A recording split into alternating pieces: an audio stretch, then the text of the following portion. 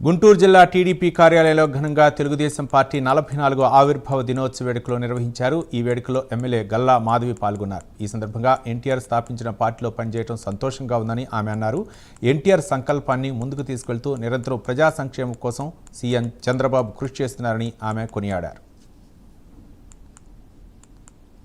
దినోత్సవం సందర్భంగా ఈ రోజు ఆంధ్ర రాష్ట్రంలో ఉన్న ప్రజలకే కాకుండా యావత్ భారతదేశం ప్రపంచంలో ఉన్న తెలుగు వారందరికీ కూడా ఒక పెద్ద పండుగ రోజు. 1982 కంటే ముందు భారతదేశంలో స్వాతంత్రం వచ్చినప్పటికీ కూడా నియంతృత్వ పరిపాలన, అధికారాలేమి, పేదల పట్ల వివక్షత, రాష్ట్రాల పట్ల చిన్న చూపు, ప్రజలు ఎన్నుకోబడినటువంటి ప్రజల చేత ఎన్నుకోబడినటువంటి ముఖ్యమంత్రుల్ని వాళ్ళకి ఇష్టం వచ్చినట్టు వాళ్ళకి నచ్చకపోతే మార్చేయటం, ఇలాంటి దౌర్భాగ్యాలు జరుగుతున్నటువంటి పరిస్థితుల్లో నందమూరి తారక రామారావు గారు మద్రాసు వెళ్లి సినిమా ఇండస్ట్రీలో అడుగుపెట్టి మొత్తం సినిమా ఇండస్ట్రీలోనే భారతదేశం గర్వించదగ్గటువంటి నటుడుగా ఎదగటమే కాకుండా ఒక రాజకీయ పార్టీ పెట్టాలని తమ్ముడుకోకుండా ఏ పార్టీ పెడితే బాగుంటుంది, ఏ పేరు పెడితే బాగుంటుందని తెలుగు వారి కోసం పెట్టే పార్టీ తెలుగుదేశం పార్టీ అని చెప్పేసి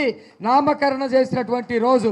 తెలుగువాడు గర్వించి గర్వంగా తలెత్తుకొని ప్రపంచం వైపు చూసే ఒక రోజుగా ఈ రోజు ప్రతి ఆంధ్రుడు గుర్తుపెట్టుకోవాలి. అన్న నందమూరి తారక రామారావు గారు పార్టీ స్థాపించి 44 వసంతాలు పూర్తి చేసుకుని 45వ వసంతంలోకి ముందుకెళ్తున్నాం. మనం నిత్యం కూడా మన సమాజంలో అనేక సమస్యల్ని చూస్తూ ఉంటాం, ఎందరో బాధపడుతూ ఉంటే చూస్తూ ఉంటాం, అయ్యో అంటూ ఉంటాం, ఎంతో కొంత సాయం చేస్తూ ముందుకెళ్తూ ఉంటాం. కానీ కొందరు మాత్రమే వాటికి చెలించి నిజమైన పరిష్కారాన్ని చూపించే ధైర్యం చేస్తారు, సాహసం చేస్తారు, త్యాగం చేస్తారు. అలాంటి వాళ్ళని కారణ జన్ములు అంటాం. అలాంటి కారణ జన్ముడే మన నందమూరి తారక రామారావు గారు. అలాంటి కారణ జన్ముడు మన ఆంధ్రుడు అవడం, ఆయన పరిపాలనలో మన అందరం కూడా సుభిక్షంగా ఉండడం, ఆయన పార్టీలో కార్యకర్తగా ఉండడం నిజంగా మన పూర్వజన్మ సుకృతం అనే చెప్పుకోవాలి.